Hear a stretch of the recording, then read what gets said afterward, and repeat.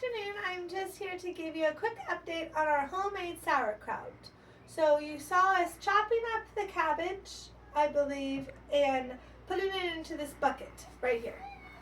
Now it's been sitting in this bucket for probably almost 2 weeks, maybe 1 week actually. Okay, maybe 1 week. I don't know. It's hard to keep track. Maybe a week. So we'll say a week. So it's smelling like sauerkraut for sure. And remember, all that is in this bucket is chopped cabbage and kosher salt. That's all that is. So there's no liquid in it, no vinegar. It's just cabbage and salt. And then as it fermentates to make sauerkraut, that's where the liquid comes in from the cabbage, mixing that with the kosher salt.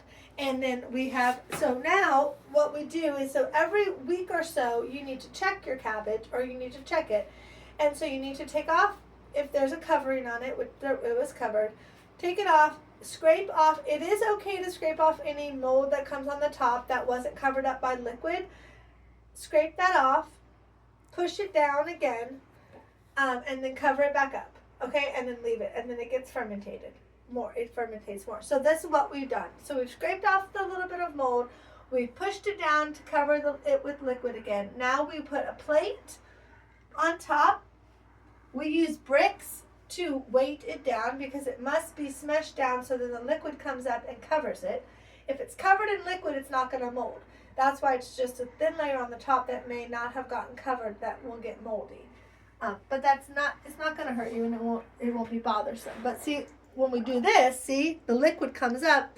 Now we're not really going to have any mold because all of the sauerkraut, all the cabbage is going to definitely be under liquid, because as you put weight down, the liquid comes up. So that is a good sign. We're probably not going to really have any more mold. Maybe on the very little bit of a top, but that's not bad. And then we're going to cover it with this towel and this rubber band to keep it sealed. Okay? Like so. I have to open this towel up a little bit like that. And then we'll put this rubber band across the top. And so it still has a ways to go before it's ready to put in jars. Oh, ouch. It still has a while to go because, like I said, this has only been a week. So it still definitely has a while to go, but keep checking back and we'll show you as it keeps fermentating and making homemade sauerkraut, which is really delicious. It's actually, if you like sauerkraut, fresh sauerkraut really tastes really good, and it's a lot different than canned and jarred sauerkraut. So that's perfect. So see, nice and tight. We're keeping it here in the fur shed, and now it'll just do its work. Thank you for watching. Have a blessed day. Bye.